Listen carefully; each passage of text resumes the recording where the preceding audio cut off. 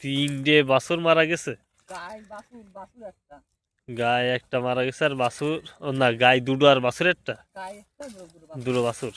এটা তো বিশাল লস। মানে কি হয়ে মারা গেছিল দুটো? আশ্বিন মাসে কার্তিক মাসে ধরে গরু বিয়ে দেয়। আশ্বিন মাসে গরু কালোটা মতো এরকম বড় গায়ে, বড় গায়ে ওই দূরে বুঝা যাচ্ছে। গবন ছিল আসামি কি হইলো, ওই পাশে নাড়ি বুড়ি বেরো আসলো রাত্রি। মামুনির কইয়ে গেছে, মামুন কাছে কি যে হ্যাঁ গরুকে দাওকে যে নাড়ি বুড়ি করে এই যে নাড়ি বুড়ি যে বেরোয় যাওয়ার একটা বিষয় না, এইটার একটা কারণ আছে। গরু যখন AD3 অভাব হয় ওই সময় কিন্তু গরুর নাড়ি বুড়িটা বেরোয় আসে। গরুকে গেছে এবারে গরু কিন্তু ওই বাছুর নাড়ি চলে গেছে, এর আর কোনো সমস্যা নেই। এরা ধর আমার হাত পাকা কিছু দিইনি কিন্তু এরা পরে করে কি সকালবেলা আবার হাত পা নেই কিছু দেখে যাবে না। এবার আমার সকালে আসি আর মনে নেই। এরা পরে আবার ফোন দিচ্ছি কলে আমি মনিরামপুর, আমি 3টার সময় আসবান। এবার 3টার সময় আসে বলে কি জ্বরের নাড়ি ছিঁড়ে গেছে। এ তো গরু বেলাই তো গরু আপনার দিয়ে কলে কি যে বাছুর এখন বাঁচতে আছে, বাছুর আসবে। এই বাছুরদের বাছুর হলে বাছুর হওয়ার পরে এই গরুগুলোকে রক্ত পড়ে না, রক্ত দিয়ে চলতেছে। বাছুর বেঁচে ছিল, বাছুর ছিল 5 দিন না 6 দিন। দুধ না খালি বাছ হয়ে গেল, আর ওর মা যে চাটাচাটি করে পুরো কিচ্ছু হয়নি হয়তো করছে। ওইগুলো না করতে হলে তবে না। কাতি মাসে এরকম 17 দিন বয়সে তার বসন্ত ছিল।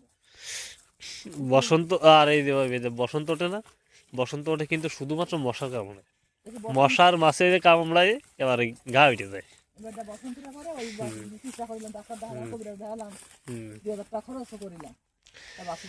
এবারে ডাক্তার কবিরাজের যে ট্রিটমেন্টটা আসতে হবে, এটা কি বসন্ত উঠলে এর ট্রিটমেন্ট নেই।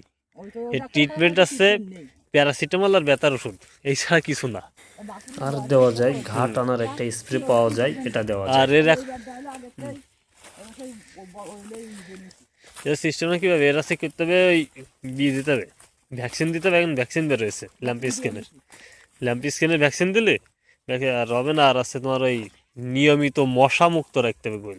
মশা থাকলে কিন্তু আবার দেখা যাচ্ছে এই হওয়ার সম্ভাবনা।